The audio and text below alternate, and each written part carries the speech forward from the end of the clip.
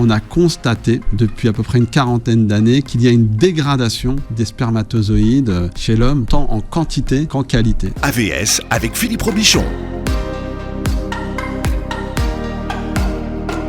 AVS pour votre santé et votre santé au masculin aujourd'hui avec le docteur Karim Ferry. Bonjour doc. Bonjour Philippe, bonjour à tous. Vous êtes chirurgien urologue. Alors un urologue, c'est un médecin spécialisé, c'est ça ? Exactement, dans tout ce qui est les organes génitaux de l'homme, la prostate, les testicules. On fait aussi le rein et la vessie.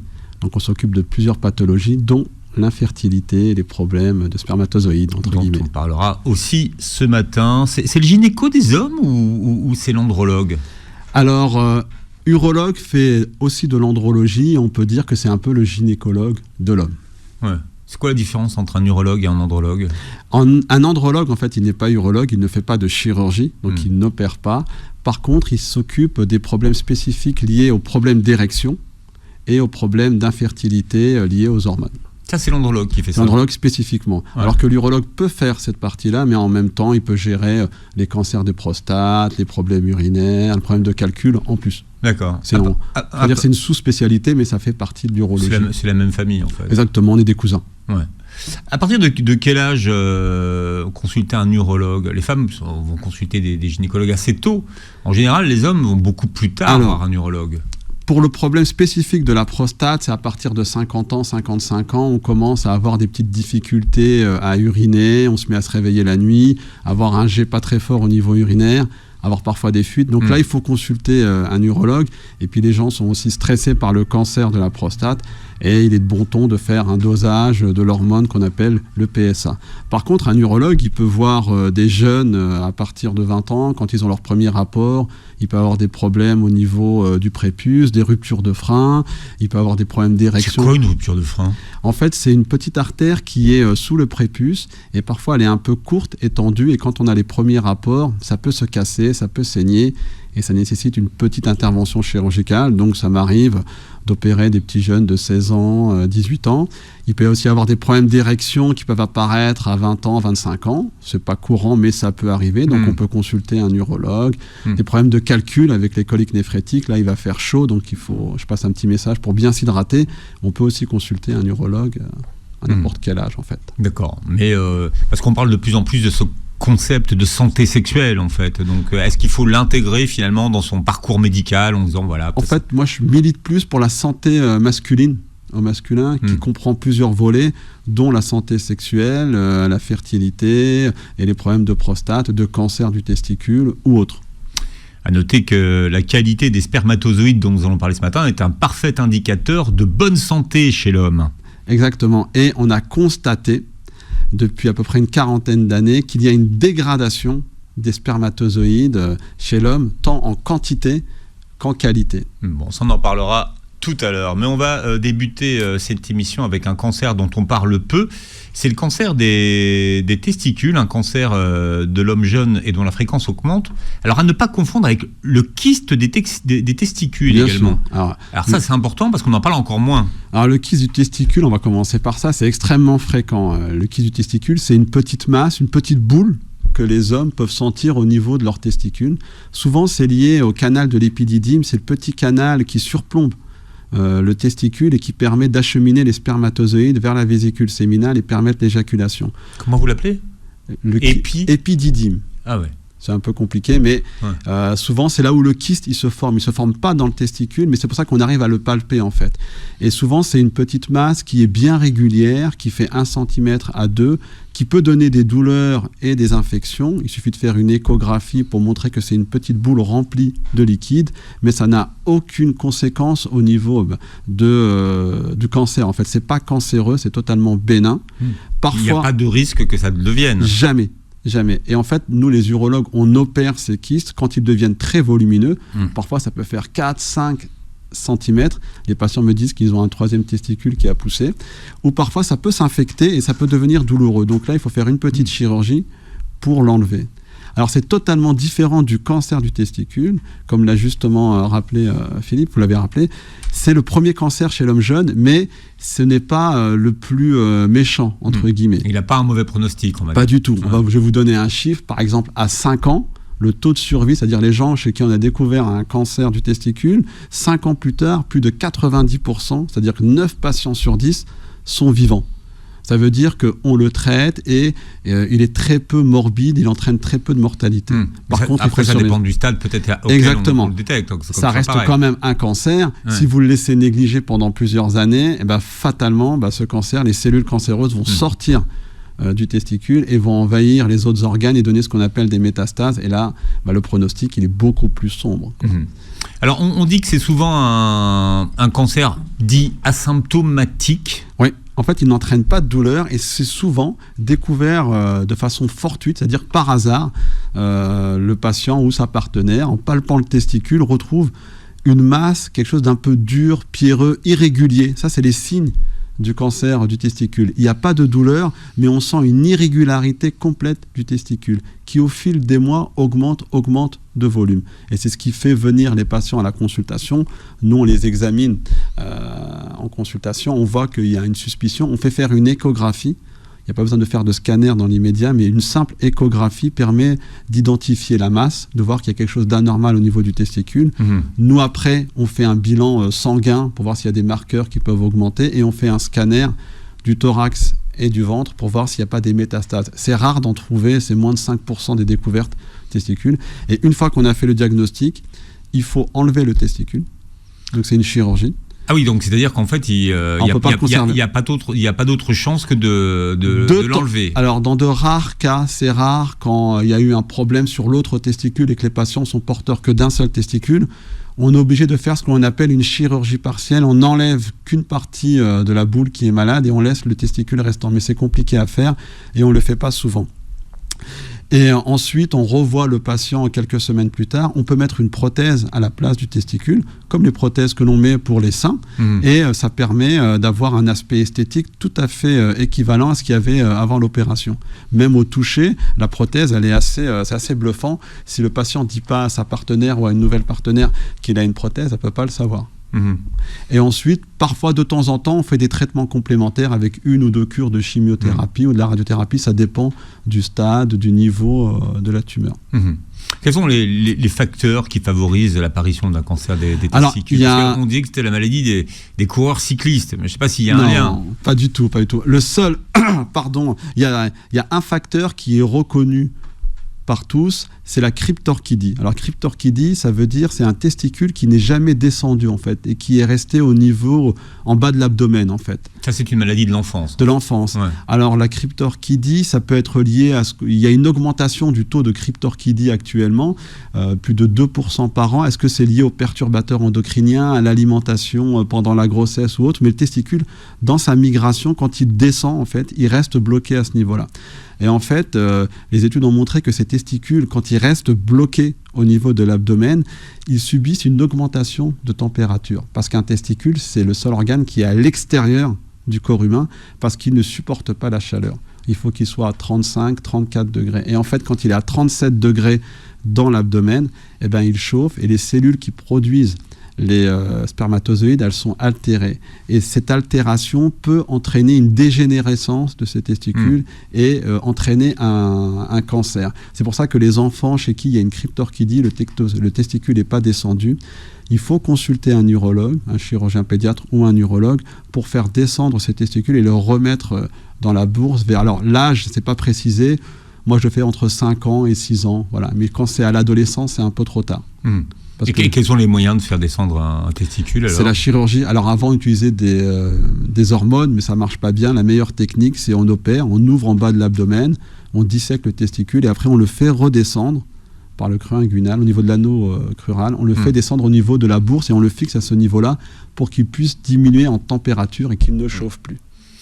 À noter que le principe de la remontée des testicules, c'est le principe utilisé pour les fameux slips donc de contraception pour les hommes. Contraception qu'on a développé depuis quelques années, qui sont assez contraignantes, qui donnent d'assez bons résultats, mais il faut être hyper strict et vigilant dans la pratique et il faut les remonter tous les jours. Il faut qu'il y ait au moins 17 heures à 16 heures de placement du testicule au niveau de l'aine pour qu'il puisse chauffer et bloquer la spermatogénèse et donc la production de spermatozoïdes. D'autres causes des cancers des testicules? Alors, Et surtout l'augmentation à laquelle on assiste actuellement. Actuellement, alors c'est probablement lié à notre mode de vie aux femmes quand elles sont enceintes, avec le tabagisme, les perturbateurs endocriniens comme les phtalates, comme l'exposition aux solvants ou autres. Le tabagisme, c'est pas un facteur qui est favorisant pour les cancers du testicule. Des fois, c'est des anomalies qui arrivent de façon fortuite. Mais à part la cryptorchidie, c'est vraiment le facteur principal du cancer du testicule. Donc, si on sent une grosseur, faut pas laisser traîner. Exactement. C'est ça que ça veut dire. Hein. Exactement. Si vous sentez une grosseur, il faut pas hésiter à aller voir un urologue. Ça prend une consultation, c'est pas long, et lui, il vous rassure. S'il a un doute, il fait une échographie et le diagnostic est posé dans 99% à l'échographie. Et on se trompe rarement. On a vu qu'on avait remis au goût du jour la palpation des seins chez les femmes, notamment pour détecter les cancers des seins. Tout à fait. Est-ce que ça veut dire que les hommes doivent réapprendre à se palper les testicules ? Moi, je suis désolé d'aborder le sujet. Mais... Non, mais moi, je milite pour ça. Je suis pour l'autopalpation ou l'hétéropalpation, c'est-à-dire que ça peut être fait par une autre personne, si elle a l'habitude, au moins une fois par mois. Voilà. Au moins, on sent ses testicules et on sent, parce que souvent les jeunes, ils me disent, docteur, je ne sais pas depuis combien de temps j'ai cette masse. Est-ce que ça fait 6 mois, 1 an ? Il y en a qui sont incapables de me le dire. Et plus on attend, en fait, et plus l'évolution elle peut être péjorative avec des cellules qui peuvent sortir. Donc oui, il faut se palper.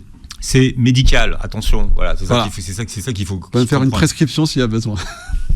Vous donnez des cours, doc. Voilà. Est-ce qu'on sait aujourd'hui quel est l'impact d'un cancer des testicules sur la fertilité des hommes ? Bien sûr. Déjà, le taux de cancer du testicule a augmenté de 1,5% par an. Et on a remarqué que quand on faisait un bilan d'infertilité pour les hommes, la proportion de cancer du testicule était plus importante. Et donc, le cancer du testicule est associé à une altération de la spermatogénèse. La spermatogénèse, c'est le mot scientifique pour désigner la production des spermatozoïdes. Et les hommes qui ont un cancer du testicule, ils ont des spermatozoïdes altérés. C'est pour ça, il y a une chose que je n'ai pas dit au préalable, c'est que tout homme qui se fait opérer d'un cancer du testicule, il faut lui faire une préservation de ces spermatozoïdes. Parce que à la fois, ils ont une altération de leurs spermatozoïdes qui vont se dégrader avec le temps, mais aussi les traitements qu'on va faire après la chirurgie peuvent altérer les spermatozoïdes. Donc oui, il y a un impact du cancer sur la production des spermatozoïdes. Alors, quand on a eu un cancer à un testicule, est-ce qu'il y a des risques qu'on l'ait au deuxième testicule ou c'est pas lié ? Si, il y a un risque, il est faible. Moi, par exemple, ça fait 20 ans que je fais de l'urologie. Il y a un patient que j'ai opéré et 5 ans plus tard a fait une récidive de l'autre côté. C'est rare, mais c'est pour ça que moi, je maintiens toujours la surveillance des patients qui ont été opérés d'un cancer du testicule. Je les revois une fois par an avec une échographie du ventre, une radio des poumons, une prise de sang et je fais la palpation de l'autre testicule. Voilà. Pendant 10 ans, 15 ans, ça peut se voir. Voilà. C'est rare, mais... Surveillance à 15 ans, quoi. Voilà. Au moins minimum 10 ans. Moi, on reste sur 10 ans. Alors, on va parler de la fertilité ce matin avec mon invité, le docteur Karim Ferri, chirurgien urologue. Vous étiez en train de nous dire qu'il y avait une explosion des vasectomies. Alors, c'est marrant parce que rien que le mot, moi, à une époque, ça me faisait super peur. Et vous dites que il y a un vrai engouement pour cette technique aujourd'hui. Alors, définitive ou pas, d'ailleurs ? C'est définitif. Il y a quelques cas où on peut refaire une chirurgie pour réanastomoser les 2 petits bouts de canaux qu'on a coupés. C'est assez compliqué et le taux d'échec, il est à plus de 50%. Mais souvent, quand on veut faire une vasectomie, légalement, il y a un délai de réflexion de 4 mois. Donc, une personne qui vient pour une vasectomie, quand il voit son chirurgien, on est obligé d'attendre 4 mois qu'il ait bien réfléchi avant de décider ou non de se faire opérer. Et deuxièmement, pour les gens qui hésitent un petit peu, on peut faire une autoconservation de sperme, c'est-à-dire qu'on va dans un sécos, c'est un centre où on peut déposer des paillettes de spermatozoïdes. Comment vous appelez ça ? Le sécos. C'est bizarre, j'ai l'impression qu'il porte mal son nom. Non, alors c'est des banques, entre guillemets, c'est ce qu'on appelle les banques de sperme. Oui, parce que sécos... Voilà, et dans tous les centres hospitaliers, il y a un sécos.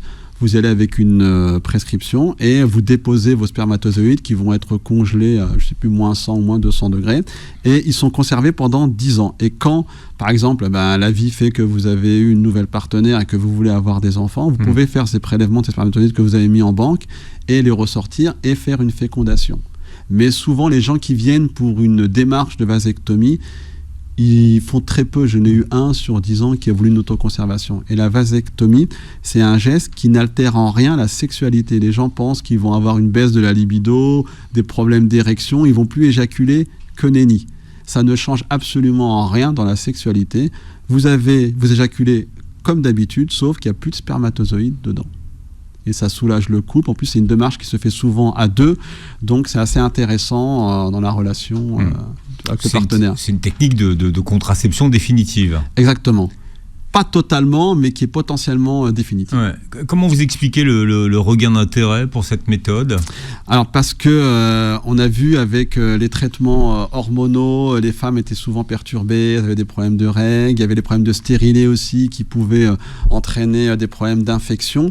Et puis la société évolue, il y a un partage entre guillemets des tâches, du support de la contraception, et les hommes veulent maintenant de plus en plus prendre part à cette conception de faire tout ensemble.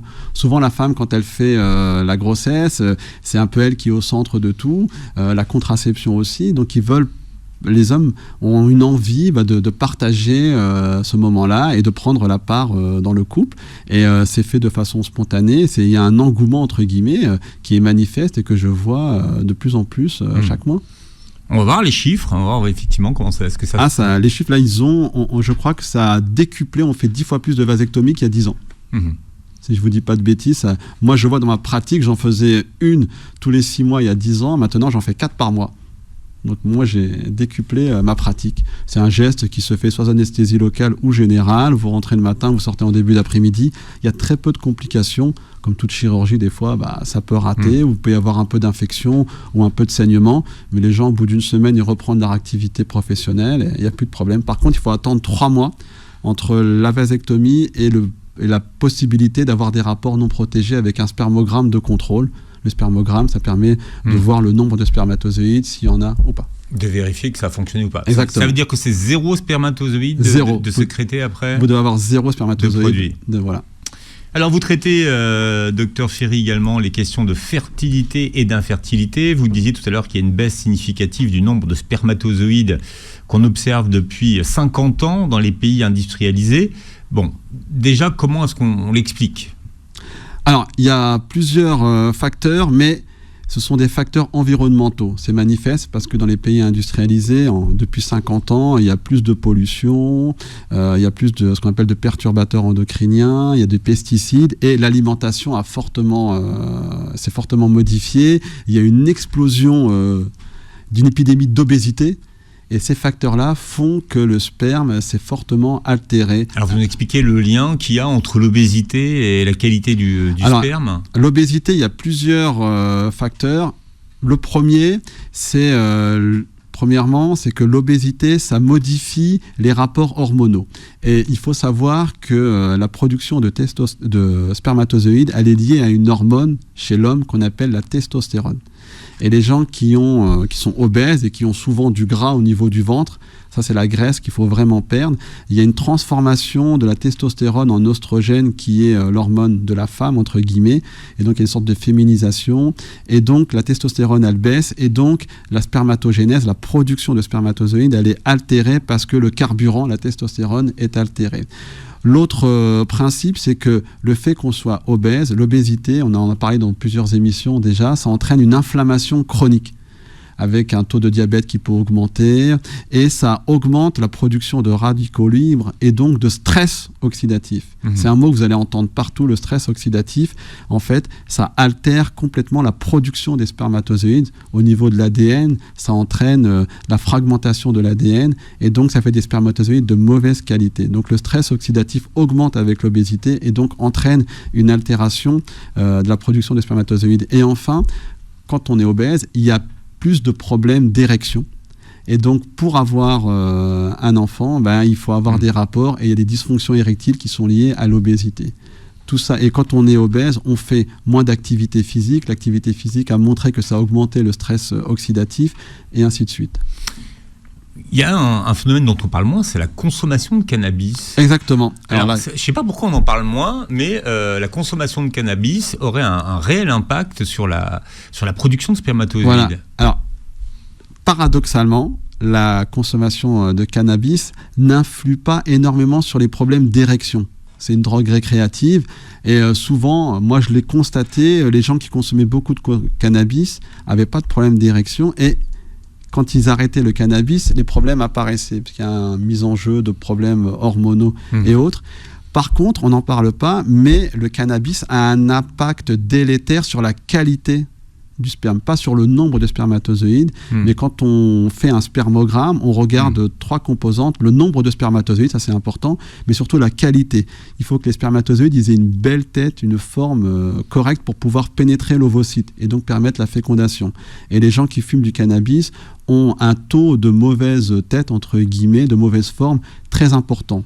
La norme, il faut que ce soit supérieur à 4%. Ils ont moins de 4% de forme normale, ce qui est très délétère. Et ils ont aussi une mobilité du spermatozoïde qui est mauvaise. Et donc, il faut qu'ils aient plus de 30% à 40% de spermatozoïdes qui se mobilisent. Et eux, ils ont des spermatozoïdes en fait, qui ne se bougent pas, qui sont un peu fainéants. Donc, ils ont des problèmes de fertilité. Alors tout le monde n'est pas d'accord. Hein. Il y a ceux qui disent que c'est un mythe, la fertilité masculine en chute libre.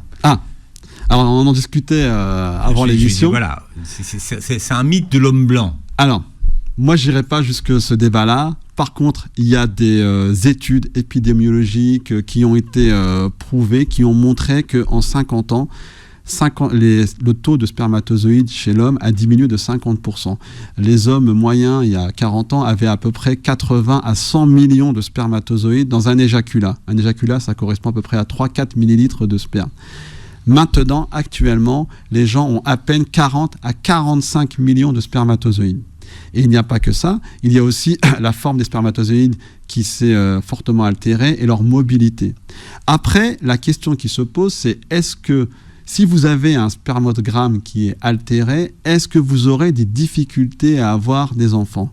Moi, je pense que oui, mais la difficulté à avoir des enfants actuellement, c'est multifactoriel. Il n'y a pas que la qualité du sperme qui rentre en jeu. Il y a l'âge de la femme qui est prépondérant. Il y a les facteurs environnementaux. Il y a nos facteurs sociétaux qui font qu'on a de moins en moins d'enfants et on les fait de plus en plus tard. Mais tous ces facteurs associés font qu'on a des difficultés à avoir des enfants. Le taux de procréation, le temps de procréation, c'est fortement allongé pour un couple. Ces dernières années. Alors, on parle beaucoup de l'horloge interne pour les femmes, mais on n'en parle jamais là aussi chez les hommes, mais le temps n'est pas notre ami.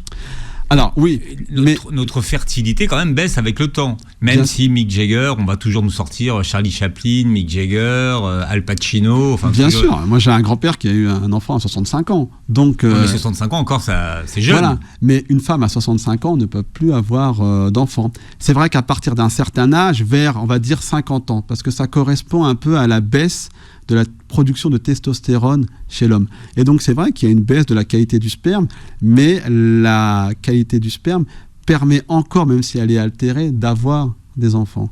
Donc c'est vrai qu'avec le temps ça diminue, mais ça n'a pas un impact aussi important que chez la femme. C'est pas définitif, quoi. Exactement. Il y a toujours un qui peut passer. Bien sûr. Si par exemple, c'est ce que je vous disais tout à l'heure, si vous avez quelqu'un qui a 70 ans et qui a un spermogramme un peu altéré, mais qu'il est en relation avec une femme beaucoup plus jeune de 25 ans hyper fertile, je pense qu'ils pourront avoir un enfant. La question de la fertilité est encore vécue pour ceux qui la traversent comme une maladie honteuse. Oui, parce que la prise en charge... Alors, moi je parlais de mon point de vue de l'homme, parce que c'est ce que je vois en consultation. La fertilité globale pour le couple, c'est vécu difficilement pour le couple. Mais actuellement, depuis le premier bébé éprouvette, il y a plus de 30 ans en France, la procréation médicalement assistée a fortement progressé et la prise en charge du couple infertile a beaucoup progressé. Les femmes, souvent, c'est elles qui font le premier pas pour l'infertilité. Alors, ce qu'il faut savoir, c'est qu'on est infertile après avoir essayé pendant 12 mois des rapports. Donc, avant, ça ne sert pas à grand-chose. Alors, ça, c'est important. La définition de l'infertilité, c'est des rapports réguliers pendant 12 mois, sans contraception. Et j'ai des gens qui viennent me voir au bout de 6 mois. Donc, bon, voilà, c'est quand même pas mal. Mais il faut attendre 12 mois. Et souvent, c'est la femme qui fait le premier pas et qui voit son gynécologue. Moi, sur ce quoi je milite, c'est que souvent, l'homme, il est laissé de côté. alors que les causes d'infertilité, c'est à peu près un quart des cas, c'est dû à la femme, un quart des cas, c'est dû à l'homme, un quart des cas, c'est dû à l'homme et à la femme, et 10 à 20% des cas, on ne sait pas, c'est de causes inexpliquées. Mais souvent, on fait le premier bilan chez la femme, et l'homme, il est mis de côté. Et quand on se rend compte qu'il n'y a pas de problème chez la femme, ce qui est le cas dans plus de la moitié des cas, eh ben on commence à faire un bilan chez l'homme et on a perdu un peu de temps. Donc moi, ce que j'aimerais, ce qui se passe, c'est que quand un couple va voir un gynécologue pour une prise en charge entre guillemets d'infertilité, il faut que l'homme n'hésite pas à venir voir son urologue, qui lui fasse un examen des testicules pour voir s'il n'y a pas un problème du testicule pas descendu, voir s'il n'y a pas un problème d'érection, et lui faire un petit bilan, un spermogramme et un bilan hormonal d'emblée pour gagner du temps et qu'il y ait une prise en charge bilatérale et commune et rapide. Mais l'infertilité, ça reste quand même un problème dont on parle toujours trop tard. Jamais en prévention, c'est ça le problème. Bien sûr, parce que d'une part, notre société a évolué, on en revient toujours aux problèmes sociétaux et environnementaux, où quand les gens se mettent en couple, l'enfant, entre guillemets, n'est pas la priorité. Ce que l'on privilégie actuellement, c'est les carrières professionnelles, c'est la qualité de vie. Et une fois qu'on est installé, on a peur de l'avenir. Il faut qu'on ait, entre guillemets, son chez-soi, qu'on soit installé professionnellement pour commencer à avoir des enfants, pour leur offrir la meilleure vie qui soit. Et en fait, les études se sont allongées, le confort, on met du temps à l'obtenir. Et donc, l'horloge biologique tourne. Et souvent, les enfants, c'est après 35 ans chez la femme. Et c'est là où commencent vraiment à apparaître des problèmes. Et après 35 ans, chez l'homme aussi. Aussi, voilà. Bien sûr. Mais quand les deux ont 35 ans, ça aide pas forcément. C'est ça qui. J'insiste quand même sur le fait que les problèmes apparaissent moins avant 35 ans. Un chiffre, les PMA sont en constante augmentation. Et alors, PMA, pour tout le monde, c'est... La procréation médicalement assistée, il y a plusieurs techniques, l'insémination, la FIV. Non, je vous montre ça parce que ça coûte une blinde. Oui, alors en France, c'est pris en charge par la sécurité sociale, voilà. Mais ça coûte une blinde, il faut dire la vérité. Moi, je pense qu'il faut que la redistribution collective, elle est faite pour aider les gens qui ont des cancers ou pour aussi aider à procréer, parce que c'est très important et c'est un drame pour les gens qui n'ont pas d'enfants. Donc, on fait tout ce que l'on peut pour les aider. Et il y a un certain nombre qui est limité quand même. Mais il y a un chiffre qui est assez intéressant. Le taux de PMA est de 40% chez les femmes qui ont moins de 30 ans quand on le tente, le taux de réussite, mais il passe à 20% après 40 ans. Donc l'âge joue quand même pour la réussite, que ce soit pour une fertilité naturelle ou aidée médicalement. Ouais. Mais non, quand je dis que ça coûte, oui, parce que ça coûte cher, mais c'est vrai que ça reste aussi des techniques qui coûtent cher, faut le dire. Bien sûr. Mais quand c'est pris en charge, les gens ne savent pas forcément ce que ça coûte. Exactement. Mais il faut leur expliquer le coût et il faut être dans de bonnes conditions.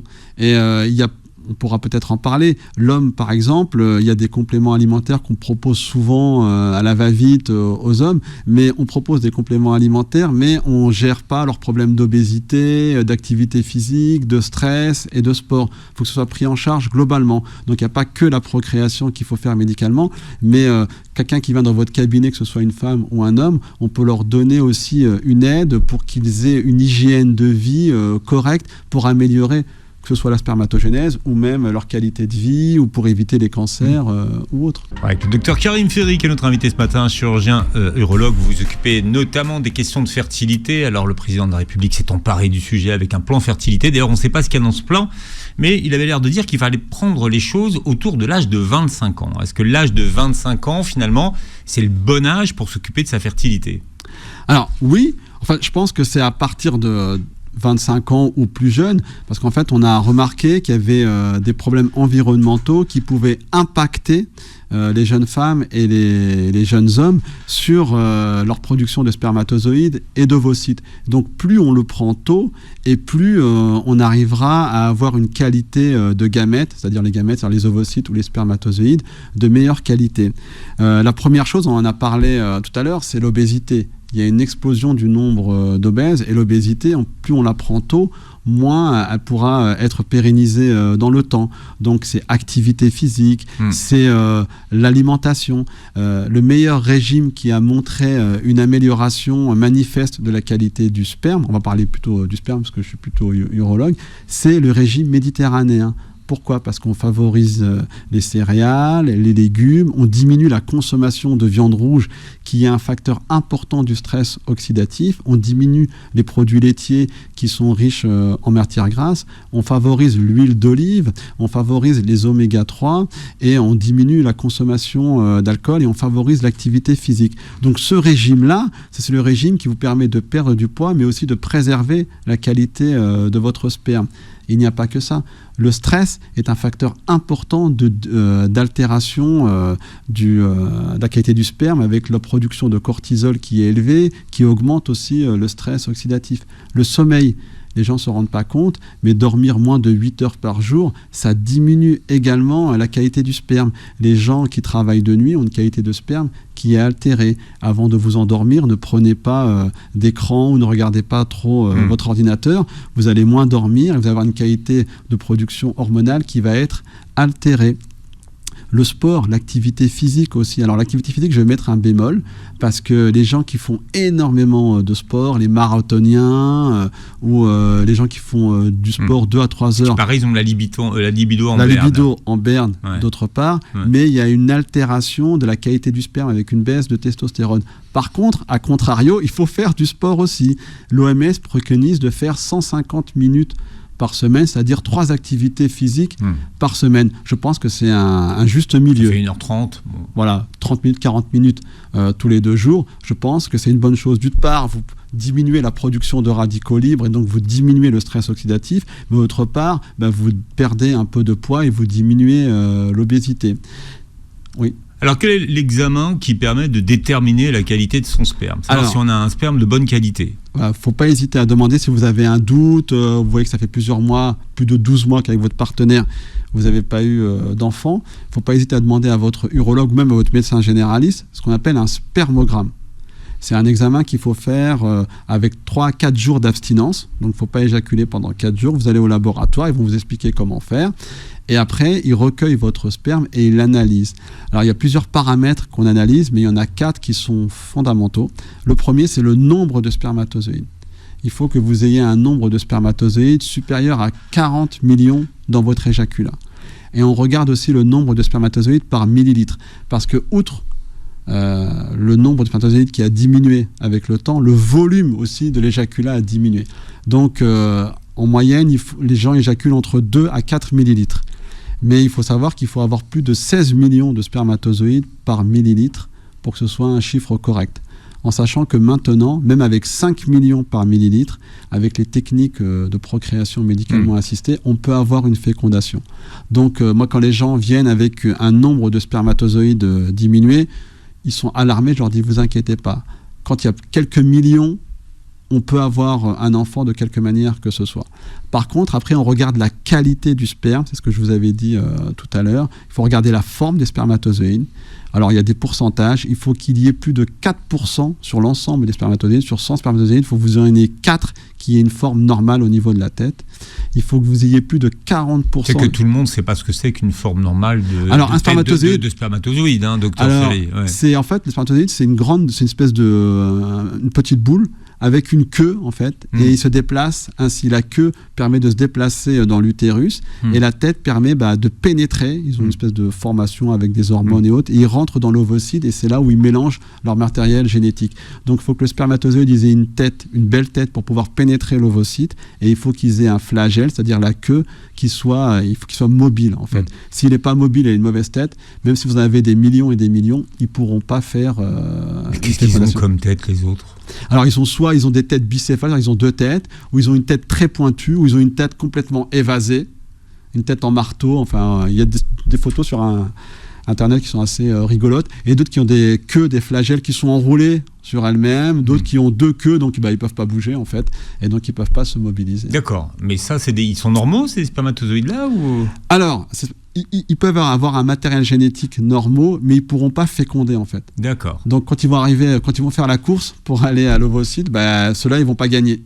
Ils vont rester sur le bas-côté de la route, comme on dit. Bien. Qu'est-ce qu'on regarde d'autre dans un spermogramme ? Alors, on peut regarder le pH. Il faut que le pH du sperme soit à 7,2. On regarde aussi la vitalité, c'est-à-dire s'il y a des formes vivantes ou mortes, parce qu'on peut produire des millions de spermatozoïdes, mais en fait, s'ils sont morts, eh ben, ils vont servir à rien. Et donc, il faut qu'ils aient un taux de vitalité de plus de 60%. Mais les trois caractéristiques dont je vous ai citées précédemment, le nombre, la forme et la mobilité, c'est ce qu'il y a de plus important. Et c'est sur ça que l'on peut agir avec le mode de vie, l'alimentation, diminuer le stress, l'activité physique, le sommeil.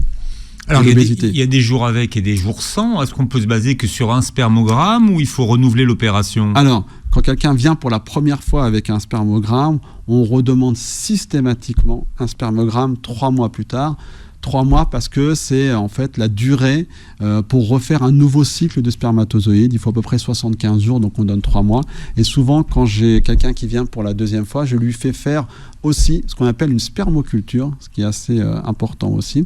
C'est un examen pour voir s'il y a des microbes dans le sperme.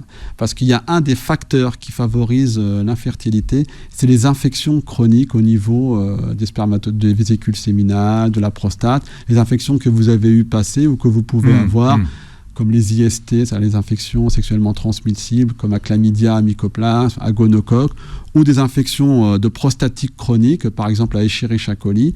Il faut faire un examen pour regarder avec un examen des urines et du sperme s'il y a une infection. Et ça, c'est un traitement antibiotique de 10 à 15 jours permet d'améliorer la qualité du sperme. Et une chose qu'on n'a pas dit, les gens qui viennent avec un spermogramme altéré et qui fument, vous leur demandez d'arrêter de fumer et en quelques mois, il y a une amélioration de la qualité de leur sperme. Donc ça, c'est des petits trucs qui ne sont pas compliqués, mais qui peuvent améliorer la qualité de votre spermogramme. J'ai vu un autre examen, le spermocytogramme. Ça vous dit quelque chose ou pas ? Le spermocytogramme, c'est un peu comme le spermogramme, c'est pour étudier vraiment la forme des cellules, s'il y a des cellules rondes ou pas. Moi, ce que je programme, c'est le spermogramme, spermoculture. Et après, quand il y a un problème d'infertilité, que le spermogramme ne s'est pas amélioré, on fait des examens un peu plus poussés. On peut faire des examens génétiques, comme le karyotype, pour voir s'il y a des problèmes de chromosomes. Il y a des maladies comme le syndrome de Klinefelter, où on a 2 chromosomes X à la place d'un seul. Ça peut entraîner des problèmes d'infertilité. Ou une autre maladie assez fréquente, c'est les microdélétions du chromosome Y. Ça aussi, on peut le découvrir sur un karyotype. Alors, on n'en a pas parlé, mais alors on accuse beaucoup les téléphones portables. Ouais. Bon, d'être à l'origine de la baisse de la qualité du spermatozoïde ou les ondes. Les ondes. Alors, moi, je pense que c'est plutôt les ondes électromagnétiques. Et les ondes électromagnétiques. Voilà. Est-ce que ça a un impact ? Est-ce qu'il faudrait finalement vivre dans un environnement où il faudrait se débarrasser des ondes ? Alors, il n'y a pas d'études que j'ai retrouvées épidémiologiques fortes sur ça. Les études, en fait, c'est les études environnementales. Donc, la pollution, ça peut être les pesticides, ça peut être les produits par les usines. Alors, j'avais vu un article sur les téléphones avec les ondes électromagnétiques et ils préconisaient, alors c'est quelque chose de bon sens, de ne pas laisser le téléphone dans la poche. Bah ouais. Alors, il n'y a pas que les ondes électromagnétiques. Je pense aussi que ça augmente la chaleur. Et c'est quelque chose dont on n'a pas parlé.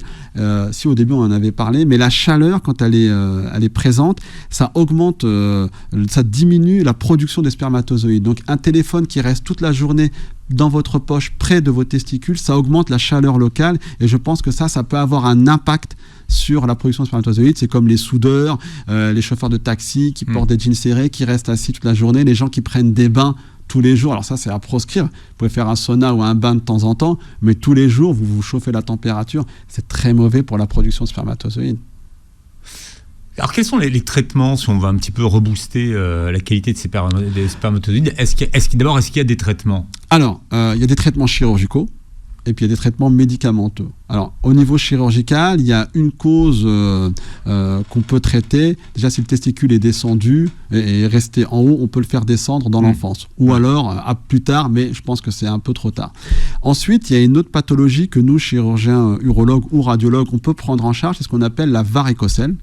La varicocèle est en augmentation. La varicocèle, c'est quoi ? C'est un paquet de veines, comme des varices qu'on a au niveau des jambes, mais qui sont au-dessus du testicule. Et ce sang qui est au-dessus du testicule augmente la chaleur locale sur un problème de chaleur. Et cette chaleur locale, comme elle augmente, elle altère les spermatozoïdes. Les études ont montré que les hommes infertiles qui avaient un spermogramme altéré, 40% de ces hommes avaient une varicocèle.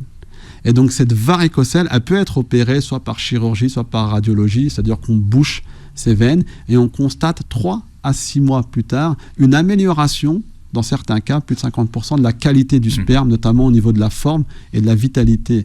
Donc ça, c'est quelque chose que l'urologue, il peut faire. Parfois, il y a aussi les canaux qui sont bouchés, l'épididyme dont je vous en avais parlé tout à l'heure, et ça, on peut refaire une chirurgie, c'est dans de rares cas où c'est bouché, où il n'y a pas d'émission de spermatozoïdes, on peut réanastomoser et déboucher, entre guillemets. Après, les traitements, on peut faire dans certains cas, mais ça commence à se développer, c'est un peu long, c'est des traitements hormonaux que l'on peut donner pour les hommes.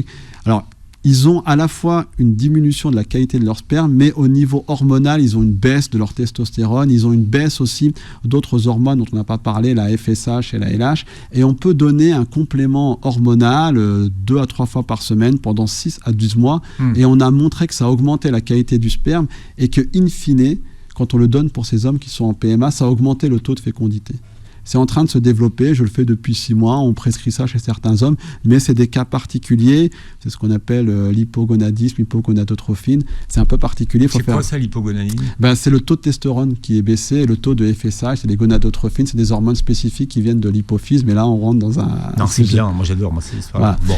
Et après, il y a les compléments alimentaires, dont on a parlé, parce qu'il faut savoir qu'il y a pas mal d'aliments qui permettent d'améliorer la qualité du sperme. Tout d'abord, c'est le zinc, parce que le zinc, c'est ce qu'on retrouve dans les vésicules séminales, c'est ce qui diminue le stress oxydatif. Donc, si vous avez un déficit en zinc, il faut vous supplémenter en zinc, en fer aussi, en magnésium et en sélénium. Ça, c'est des ions que l'on peut prendre dans des compléments alimentaires qui peuvent améliorer la qualité du sperme. Il y a les oméga 3 qu'on peut prendre aussi, la vitamine D, la vitamine C et la vitamine A. Mais ça, il y a pas mal de cocktails qu'on peut acheter en pharmacie, ça coûte pas trop cher, et votre pharmacien, il peut vous conseiller sur toutes ces vitamines-là. Mais si vous prenez que des vitamines et puis que vous pesez toujours 95 kg pour 1m50, que vous faites pas de sport, que vous buvez de l'alcool, que vous fumez, que vous dormez pas, que vous êtes stressé, ça va servir à rien.